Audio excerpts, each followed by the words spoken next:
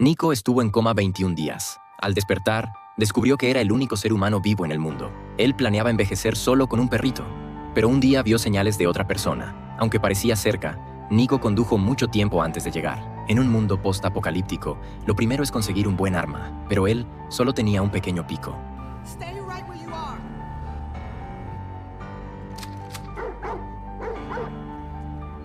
La mujer se llama Clara y lo llevó a su casa. Hablando, Nico descubrió que ella había estado buscando sobrevivientes todo un año sin encontrar a nadie. Acababa de llegar a la zona y aún no conocía bien el lugar, y de repente se topó con Nico. Después de escuchar su historia, Nico le propuso mudarse con él para cuidarse mutuamente. Quizá hacía mucho que no veía a otro humano. Clara mostró un poco de timidez. A la mañana siguiente, Clara llevó sus cosas y decidió mudarse a la casa de Nico. Este era el pueblo donde Nico creció. Conocía cada rincón. Llegaron rápido a la casa, y Clara quedó encantada con lo limpia que estaba. Luego revisaron los suministros. La comida en la nevera ya estaba vencida. Después fueron al supermercado del pueblo, donde podían conseguir casi todo. Nico buscaba comida. Clara buscaba medicinas. Los cadáveres en el supermercado olían horrible. De repente, Nico se emocionó. Había paneles solares en el supermercado. Clara bromeó diciendo que podían mudarse allí. El lugar parecía hecho para el apocalipsis.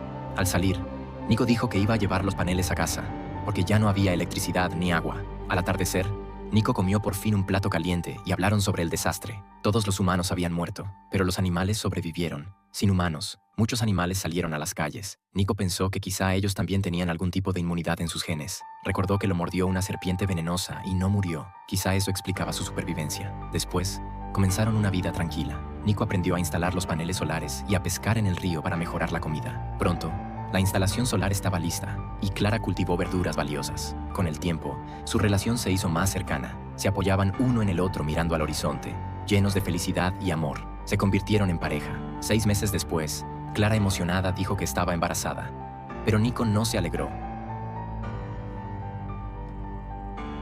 No hospitals. No doctors. No safety net. Se sintió preocupado. Temía que algo le pasara a Clara y no saber cómo sobreviviría sin ella. Ya había perdido a sus padres. No quería perder a nadie más. Clara le dijo, el hijo es la razón para seguir viviendo. Decidieron investigar y aprender cómo cuidar un parto. Así que fueron a la biblioteca a buscar libros sobre el tema. Nico, siendo geólogo, aprendió rápido todo lo del libro. Después tomaron muchos suministros para el nacimiento, preparándose lo mejor posible. Pronto, la barriga de Clara creció mucho y la comida en casa no era suficiente. Necesitaban carne. Nico tuvo una idea. Tomó su escopeta y fue a una granja cercana. Allí había vacas pastando. Era su primera caza. Estaba nervioso, pero finalmente disparó. No sabía cómo cortar la enorme vaca, pero llevaba un libro de anatomía. De vuelta en casa, Clara estaba feliz con su esfuerzo, pero no sabían que esta caza traería problemas. Al día siguiente, tras medio año de investigación, los paneles solares funcionaron y la nevera también. En ese momento, Clara vio una rata gigante en la cocina. Nico entendió que la rata había olido la carne. Al caer la noche, el pueblo se llenó de ruidos. Algo se acercaba. Pronto escucharon ladridos. Nico miró por la ventana y vio que las calles estaban llenas de ratas dirigiéndose hacia su casa. Quemaron la comida para ocultar el olor. Clara intentó espantar las ratas con la escopeta, pero no funcionó. Cada vez llegaban más ratas, así que se refugiaron dentro. Nico selló las ventanas con cinta para ganar tiempo.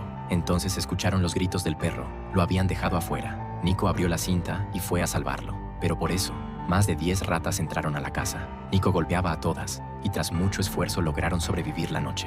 A la mañana siguiente, las ratas se habían ido, y muchos gatos dominaban las calles. La ecología se equilibraba de nuevo. Meses después, Clara estaba a punto de dar a luz, pero el brazo del bebé estaba atorado. La situación era peligrosa. Nico, en su primer parto, estaba muy nervioso, pero siguió las instrucciones del libro y ajustó la posición del bebé. Con esfuerzo, el primer niño del apocalipsis nació sano. Estaban felices, pero inseguros sobre el futuro. Le dieron un nombre especial, esperando que se convirtiera en la esperanza de la humanidad. Luego Clara dejó información en el centro del pueblo, con su dirección. Fue un acto muy arriesgado, y pronto llegó un desconocido que vio el mensaje. 6 años habían pasado desde que comenzó la pandemia. Ese día, Nick salió a buscar comida. Mientras conducía, chocó con algo sin darse cuenta. Bajó del coche para revisar y se llevó un gran susto. En el suelo yacía un puma a punto de morir. Nick, conmovido, decidió aliviar el sufrimiento del animal. En ese momento, un ruido vino del bosque cercano. Al mirar, vio a una chica desconocida. Sin pensarlo, Nick corrió tras ella. Después de todo, era la primera sobreviviente que veía en años. La chica se detuvo frente a él, no dijo ni una palabra y lo miraba fijamente. como si temiera que Nick sacara un arma en cualquier momento. Para no asustarla, Nick mantuvo la distancia. Dijo que no tenía malas intenciones y que podía ofrecerle comida y un lugar donde quedarse. Pero la chica, como si hubiera pasado por algo terrible, rechazó su ayuda y se alejó. Nick, resignado, regresó al coche, solo para descubrir que el puma había desaparecido.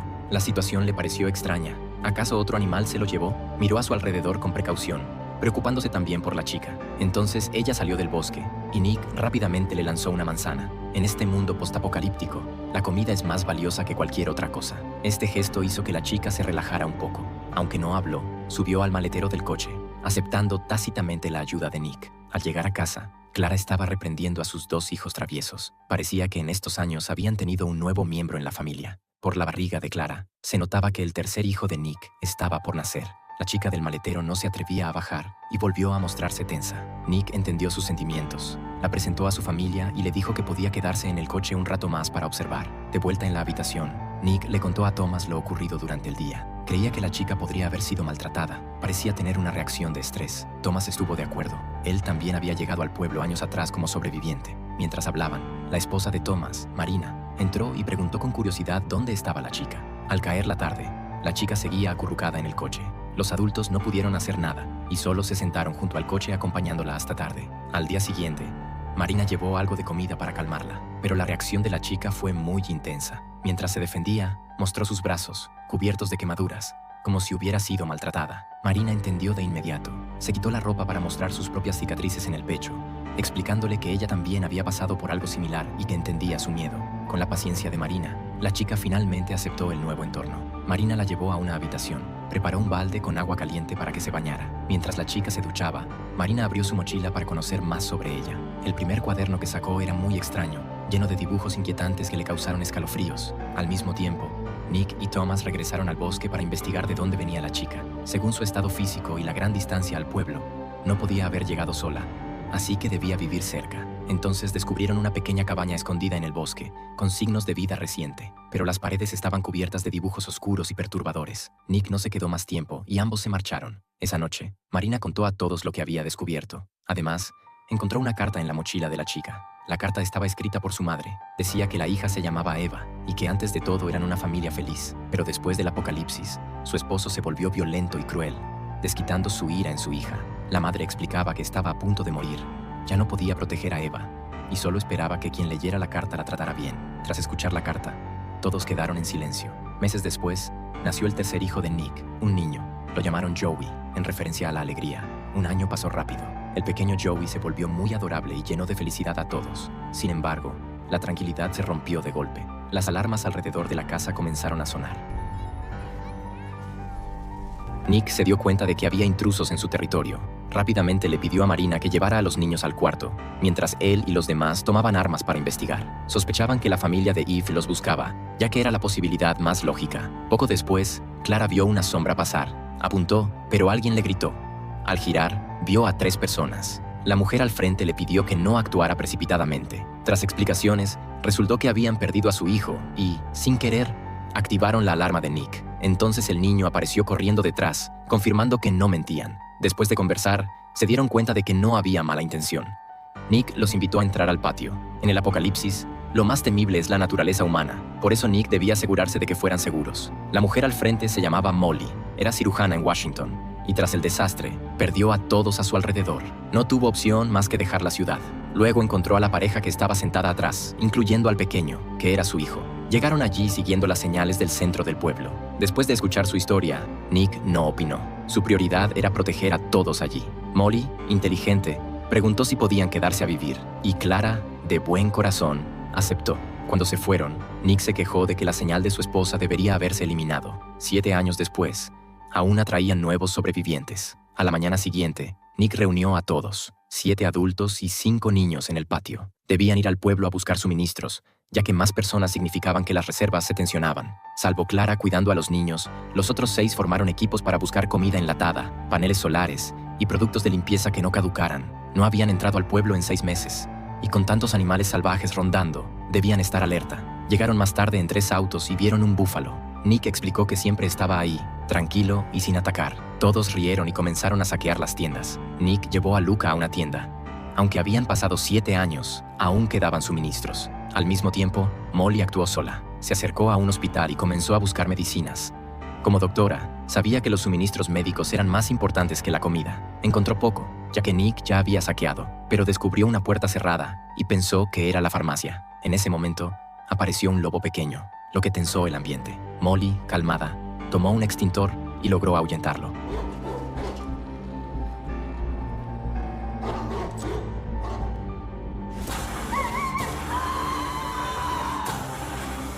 Salió con muchas medicinas. Nick corrió hacia ella, algo enojado por no seguir instrucciones, pero al ver que eran medicinas, se sorprendió.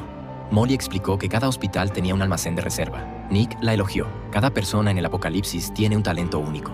Esa noche, todos compartieron la cena, hablaban y reían como si no existiera el apocalipsis. Quizá porque habían sufrido pérdidas, valoraban el momento. Pasaron muchos años. Marina tuvo un hijo, y Thomas estaba feliz de ser padre, agradecido de tener a Nick como amigo. Lucía tuvo una hija, y su hijo ganó una nueva compañera. Ahora la familia tenía 14 personas, 7 adultos y 7 niños. Con el perro de Nick envejeciendo, llegó el año 14 del apocalipsis. Algunos niños ya eran adultos, y los adultos mostraban signos de edad. Aunque sobrevivieron, la vejez seguía presente. Un día, Nick llevó a Joey a la biblioteca, enseñándole sobre el mundo. Joey aprendía con atención, pero de pronto truenos sonaron afuera. La tormenta anual había llegado.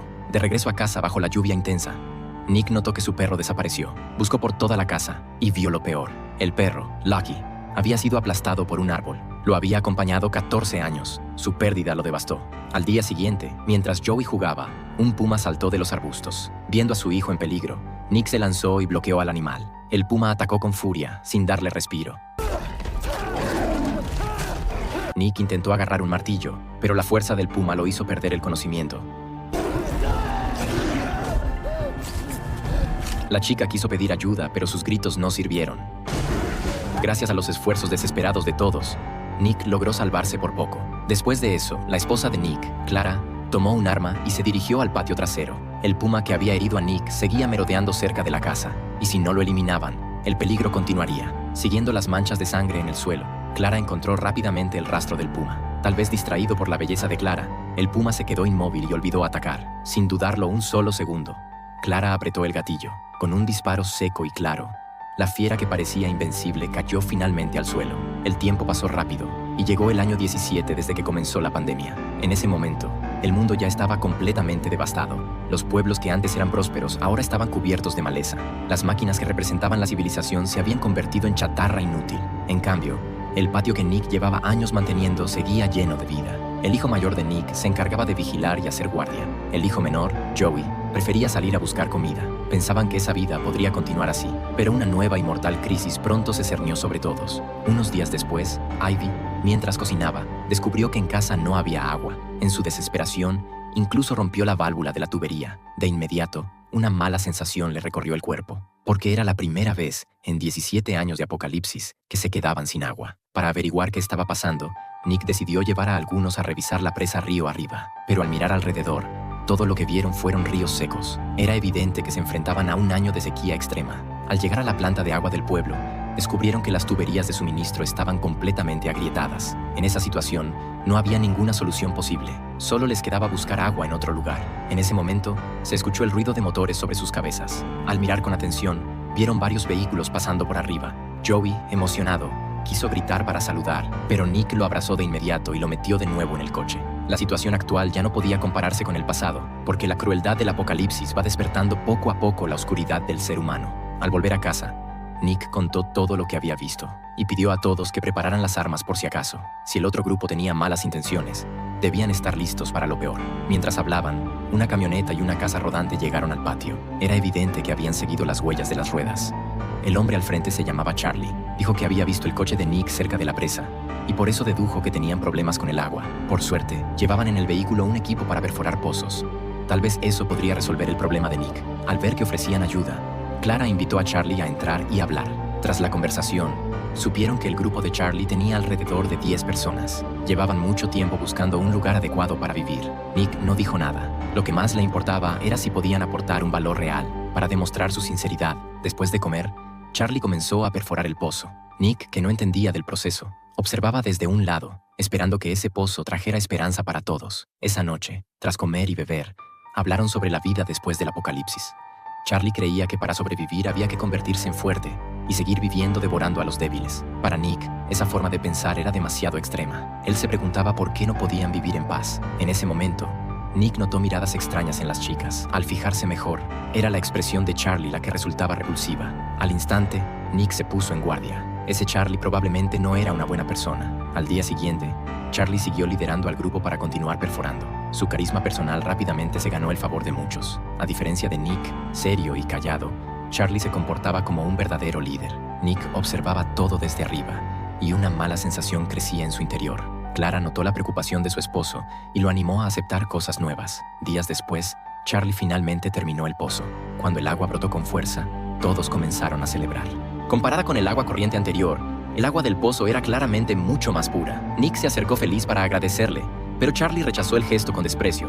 Incluso dijo abiertamente que le gustaba mucho ese lugar. Sus palabras sonaban como si quisiera reemplazar a Nick. Al escuchar eso, el corazón de Nick se hundió, pero solo pudo marcharse con incomodidad. Mientras veía alejarse a Nick, una luz extraña cruzó los ojos de Charlie. Esa noche, Nick no podía dormir y estaba de pie en el balcón. De repente, escuchó el grito de una mujer. Corrió siguiendo el sonido y vio a Charlie salir de la cabaña de Ivy. Además, se estaba subiendo el cinturón del pantalón. Nick le gritó de inmediato preguntándole qué demonios había hecho, pero Charlie respondió con desprecio. No tiene nada que ver contigo. Con un mal presentimiento, Nick bajó corriendo. Al entrar en la habitación, por fin vio la verdad. Ivy había sido violada. Descubrió que Charlie había agredido a Ivy. Inmediatamente reunió a toda la familia. Nick quería discutir con todos cómo manejar esta situación. Tras deliberar, alguien sugirió echar a Charlie, pero Nick pensó que debía enviarlo al infierno, porque este tipo nunca cambiaría. Si solo lo echaban, seguirá atacando a otros sobrevivientes. Quizás ya estaba planeando tomar el campamento. Al escuchar la idea de mandarlo al infierno, todos estuvieron de acuerdo. Incluso si la ley existiera, este sería el veredicto correcto. Luego, Nick golpeó la puerta de Charlie, quien salió con aire de desprecio. Sabía para qué había venido Nick, pero aún así hablaba con arrogancia. This shit is fucking toy hammer. I found your trophy retarded. My daddy's gonna make me pay. Is that it?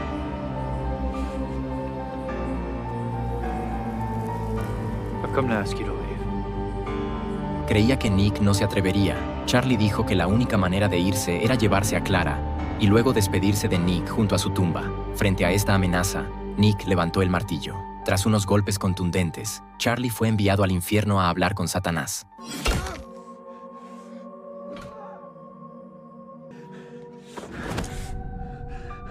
De vuelta en la habitación, Nick no dejaba de lavarse las manos. Era la primera vez que mataba a alguien en el apocalipsis, y mentalmente le costaba adaptarse.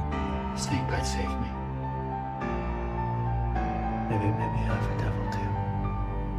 Half a devil's better than a full one-ish. Nick nunca se imaginó que llegaría a esto.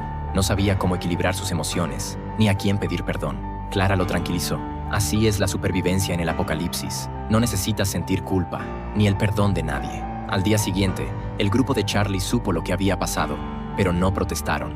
Ya estaban hartos de él. Así que lo que hizo Nick fue justicia. La excepción fue Ricardo, un leal secuaz de Charlie. Anoche había vigilado por él, pero ahora sus gritos parecían ladridos de perro. Nick no les prestó atención. Con Charlie fuera, los demás decidieron unirse a Nick, y Ricardo se fue solo. Viendo a gente como Charlie marcharse, Nick se preguntó si no sería un error. Después, la vida de esta familia transcurrió tranquila, sin nuevos sobrevivientes visitando.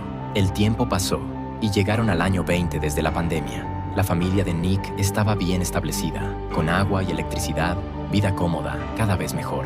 En un día soleado, el hijo menor, Joey, anunció que había creado un avión solar.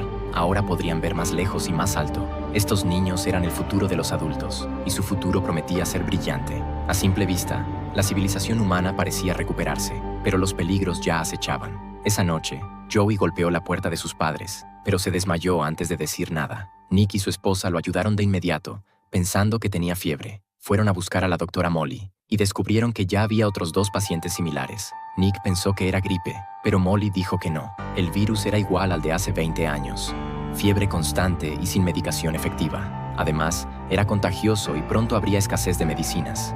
En poco tiempo, la sala se llenó de pacientes. El virus se propagaba más rápido de lo esperado, y todo empezó a salirse de control.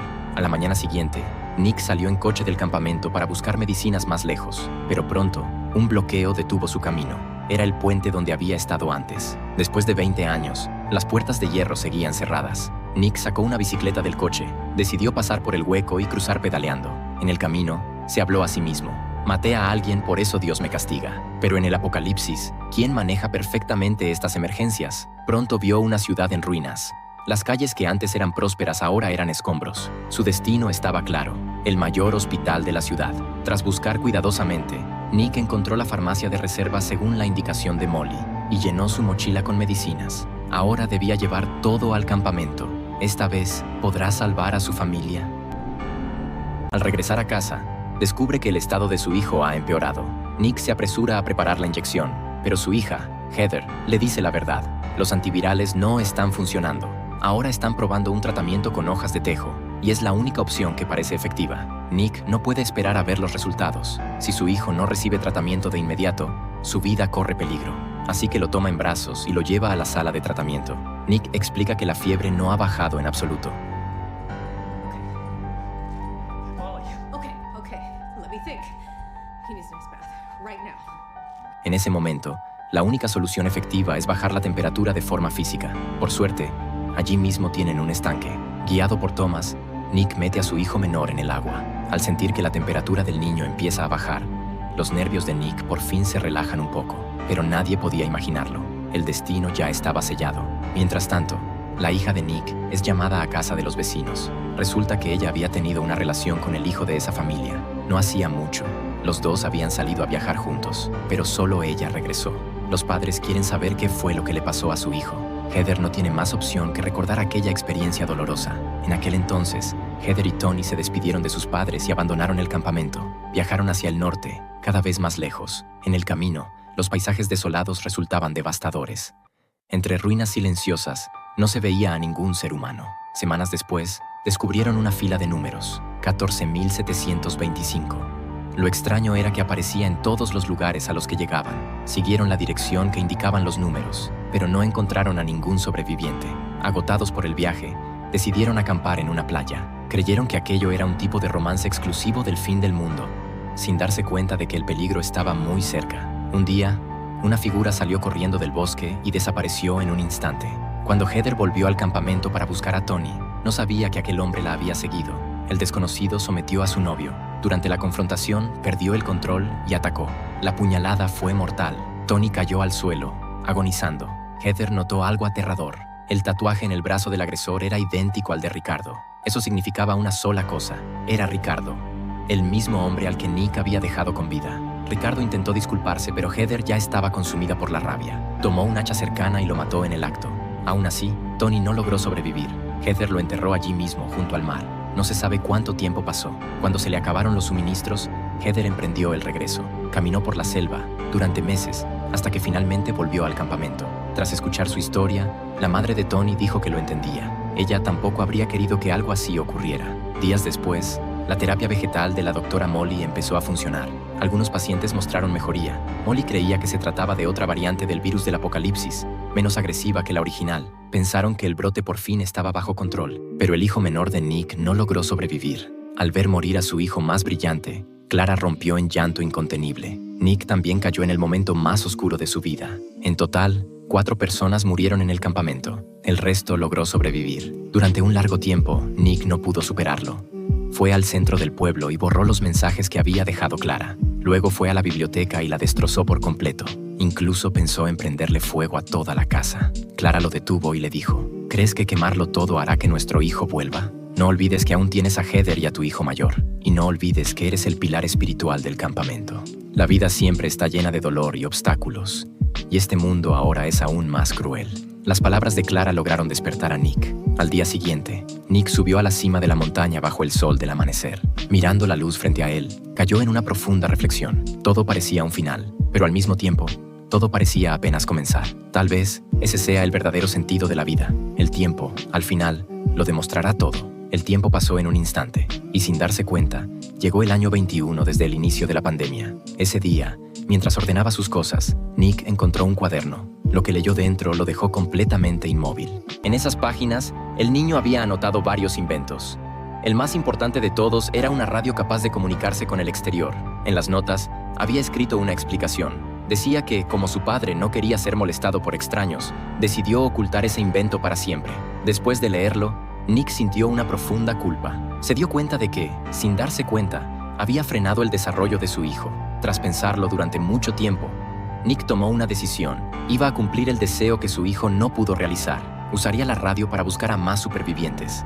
Tal vez, en algún lugar del mundo, la civilización humana ya había regresado. Pero cuando todo estuvo listo, Nick probó una frecuencia tras otra. El resultado fue el mismo. Ninguna respuesta. Ni siquiera un leve ruido de fondo. La señal no solo cubrió Estados Unidos, también alcanzó frecuencias de otros países.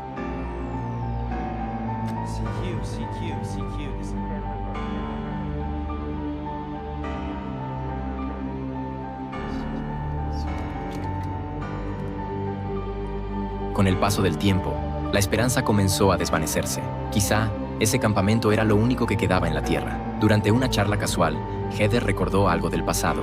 Contó que ella y su novio habían visto una serie de números extraños. Hasta hoy, no sabía qué significaban, pero estaba segura de algo. Eran números dejados por supervivientes. En ese instante, Nick lo entendió. Aquella serie de números debía ser una frecuencia de radio. Sin perder tiempo, volvió a su habitación y de inmediato envió una señal a esa frecuencia.